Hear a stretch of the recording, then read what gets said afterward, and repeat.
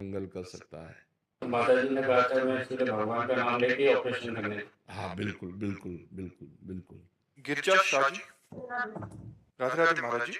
महाराज जी, मेरा प्रश्न है कि जब लोग कामयाब होते हैं तो ईश्वर को धन्यवाद देते हैं, पर जब लोग नाकाम हो जाते हैं तो ईश्वर को दोष देते हैं। तो महाराज जी, इसमें क्या ईश्वर की कमी है? नहीं, ना कामयाबी में और ना नाकामयाबी में, दोनों में ईश्वर की प्रधानता नहीं, कर्म की प्रधानता है। कर्म प्रधान विश्व रचि राखा, जो जस करे ताश फल चाखा। यदि पूर्व में पुण्य प्रबल है आपका और इस समय आपका प्रयास है तो आप सफल हो जाएंगे, और पूर्व में पाप प्रबल है तो आप चाहे जितना प्रयास करें असफल हो जाएंगे।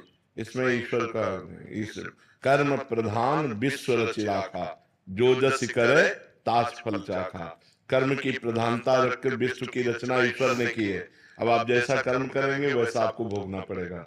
अवश्य में भोक्तव्यम कृतम कर्म शुभाशुभम। पुण्य और पाप रूपी कर्म को अवश्य भोगना पड़ेगा।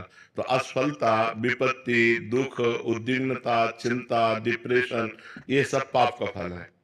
और जब हमारे अंदर पुण्य का प्रभाव आता है तो सफलता, आनंद, सम्मान ये सब प्राप्त होने लगता है। चिंता नष्ट हो जाती है, हर्ष होता है। तो हम अच्छे कर्म करें, बुरे कर्मों का त्याग करें। तो वर्तमान में जब हम अच्छे कर्म करेंगे तो पूर्व में जो पाप कर्म है वो हमें भोगना पड़ेगा, अच्छे कर्म करते हुए भी।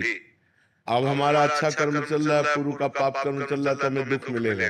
लेकिन वो जब नष्ट हो जाएगा और ये कर्म लागू होगा तब हमें बड़ा सुख मिलेगा। तो इसलिए वर्तमान के दुख सुख को न देखते हुए हमें अच्छे आचरण करने चाहिए। हमें शास्त्र सम्मत पुण्यमय धर्म में कार्य करना चाहिए।